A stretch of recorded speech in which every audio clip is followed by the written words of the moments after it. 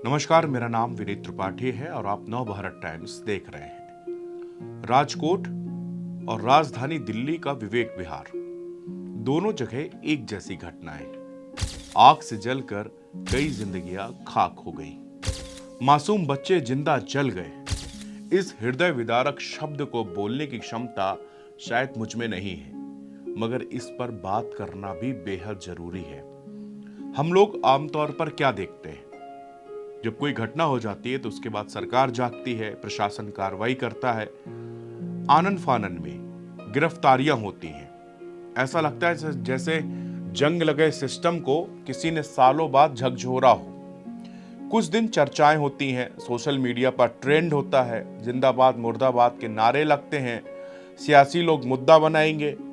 मगर क्या इन सब के बीच कोई आपको ये आश्वासन या ये सुनिश्चित करेगा कि ऐसी घटना दोबारा नहीं होगी? नहीं करेगा। ऐसा बार बार होता रहेगा। जानते हैं क्यों?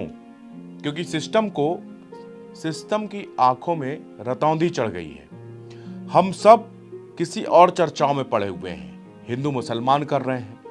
मगर दिल्ली और गुजरात के राजकोट को अगर दोनों घटनाओं को मिलाएं तो 19 बच्चों की मौत का सिस्टम की ये भेंट चढ़ गई।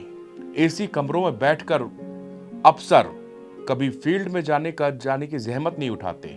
वो कभी चेक नहीं करते कि आखिरकार इस तरह से कहां पर लापरवाही हो रही है।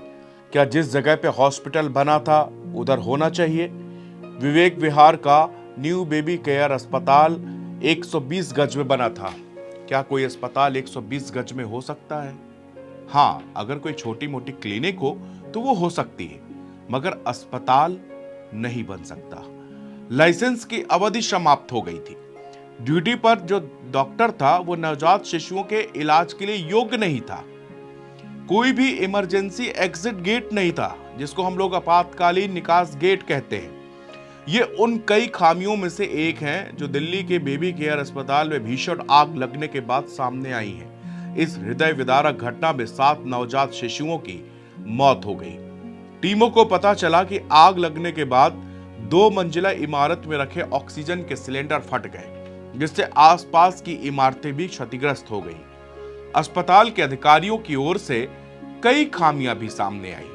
पुलिस ने कहा कि अस्पताल के निरीक्षण और नर्सिंग कर्मचारियों की जांच के दौरान यह पता चलता है कि सुविधा में कोई भी अग्निशामक या आपातकालीन एग्जिट गेट था ही नहीं।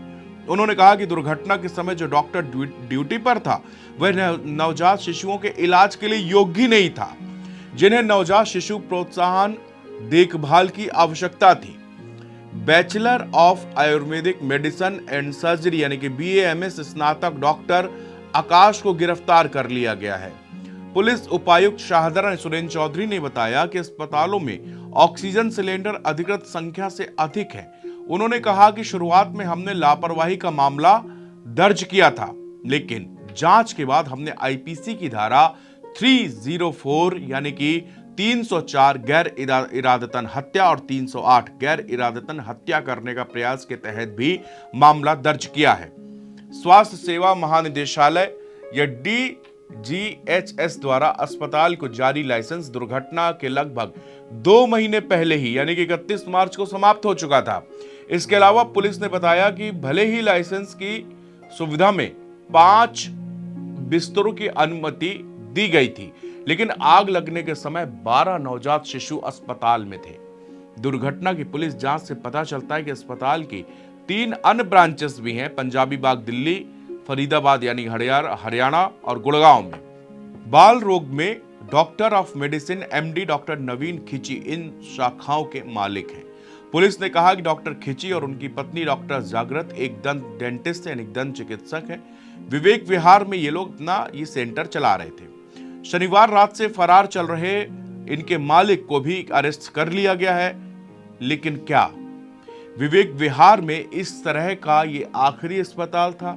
क्या देश भर में अब ऐसे कोई भी अस्पताल नहीं है? क्या इस कांड के बाद में ऐसी घोर लापरवाही फिर नहीं होगी? ये कोई नहीं कह पाएगा, क्योंकि बार बार हादसे और उसके बाद कार्रवाई एक रवायत की तरह चलती चली आ रही है। ऐसी रवायत जो बदलती हुई नहीं दिख रही। आप राजकोट का देखिए, कई अधिकारी सस्पेंड किए जा चुके हैं। जिस जगह गेमिंग जोन चल रहा है उस जगह बिल्डिंग का काम चल रहा है, वहां पे वेल्डिंग मशीन से लगातार मजदूर काम कर रहे हैं और उसी जगह में गेमिंग जोन चल रहा है। कितनी घोर लापरवाही ये लोग, कंपनियां, एक मतलब लोगों की जिंदगी को पता नहीं कि लोगों ने क्या समझ रखा है कि बिल्कुल मजाक बना दिया है। 120 गज का वो प्लॉट है जिसमें वो अस्पताल चला रहे हैं, न्यू बेबी केयर सेंटर।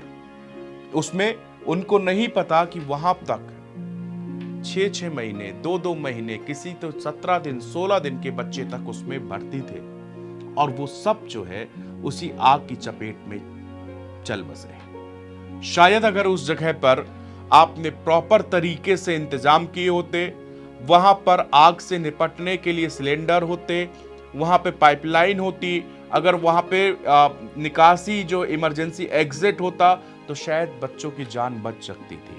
हम ये नहीं कहते कि हादसे कभी नहीं होते, हादसे होते हैं, लेकिन अगर वो लापरवाही की वजह से होते तब सवाल उठता है। तब सवाल उठता है उन अधिकारियों से भी जो एसी के कमरों में बैठ करके सिर्फ और सिर्फ आदेश जारी करते हैं।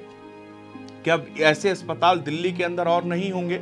या राजकोट की जो घटना हुई उसमें अब तक 6 अधिकारी सस्पेंड किए जा चुके हैं, लेकिन क्या इस तरह की घटनाएं क्यों होती हैं बार बार और फिर उसके हो जाने के बाद में ये कार्रवाइयां होती हैं? हरदा एमपी का, जहां पर इतना भयंकर ब्लास्ट हुआ था कि लोगों ने बताया कि 10 किलोमीटर तक जमीन कांप उठी थी। इतना विस्फोटक कहां से आया वहां पर? जबकि लोगों ने बताया कि कई महीनों से चल रहा है, कई सालों से चल रहा है, कई बार शिकायत दी जा चुकी, कोई कार्रवाई नहीं हुई। लेकिन जब इतने लोग विस्फोट हो गया, कई लोगों की जानें चली गई, उसके बाद में आपने उस पर कार्रवाई करना शुरू की। आखिरकार इस सिस्टम को जागना होगा।